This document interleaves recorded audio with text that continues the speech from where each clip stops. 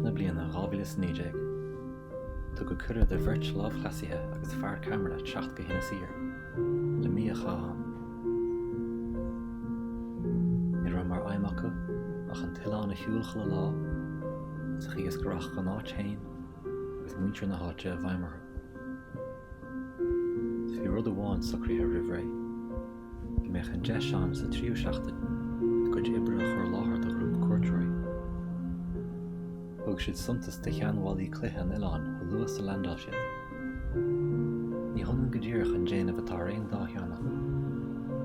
Cumraíocht ar lethe atá chula cheann.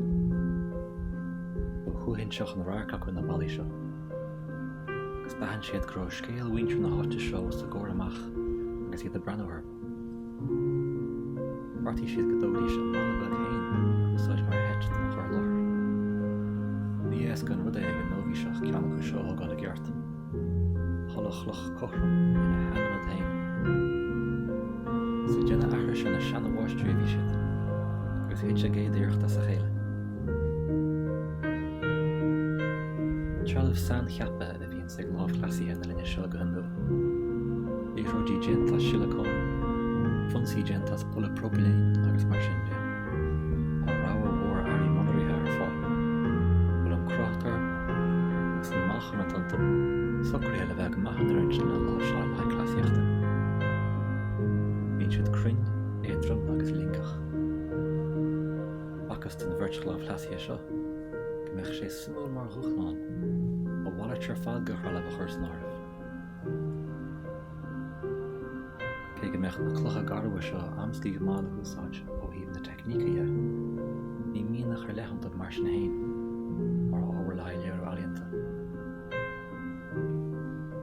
Beléir an tarbh a bheith le bainteas na clucha mar ar le scéalaíochta i míle beg meafar a chorniú. Solar tháinig go dtí an tileán. Ní rosach go beag chuir a bheith chorpa. Ar sacu fiú cén ghlacha a bheith i muintir na háite leis na straintéirí seo i teachta molachar. Ach fáilte chríú le chur rompa go deimhin. Agus búd ar misní dó a bheith an síma chur áitriú in Ileán is méidir bhírsúlacha.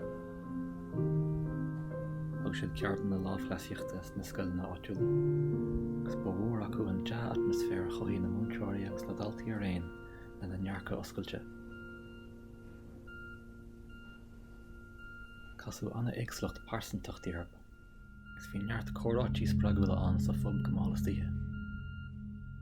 Ach ar an drochúir, beag an dómh tarn siar an tíobh sin go chursaí, de réir mar bhí lá an teo ag tuidim leo, le go méid olamh a gceart fannachanne. Raisiil go mo bhór na fribléidí, sealacha mar Éanna an seo. Bhí siad bainteas a gleachta, scoit amach an síl mar bachnách le héine, in áit álinn iargúilta. Bhór an tarú éire an an áthaií, mar a bheith in Merlin agus in Milan. Bheith déanna amach na bh mochfaoin spéir, agus an brí suair finnáir teachtasteach an agéin. Ní réon chineacha leis an dóg réine fuair sin chéadlá. Ach má bhí fons náharb, déime sé bhuathe luthas a chuirse le gosas náige. Seans go mbeadh níos treolaí an lár na bharch. Raisiid go raibh an tá deargurb deis mar seo le tapú. Seans a bhí an le síl eile acáil, snáit seo nach bhfuil mhachas a bhfuil an. Bhór acu an símar sa bhreisiid amach ar Ileán, rud a chuig go smarontú. Ig siad go me écht é, ba bheith rís an tionchar páirsanta sin a chur aniuil mar cheo beag do lucht fechna, mar eall ar an godarsnacht a bhí le haithint sin. Agus fí ná mar tháinig siad go dtí na céimhin na déirí gan ócháin, ag marúil aisteach má ócháin arb. An símar stainn seo á thuaithe ag na sceitiméní.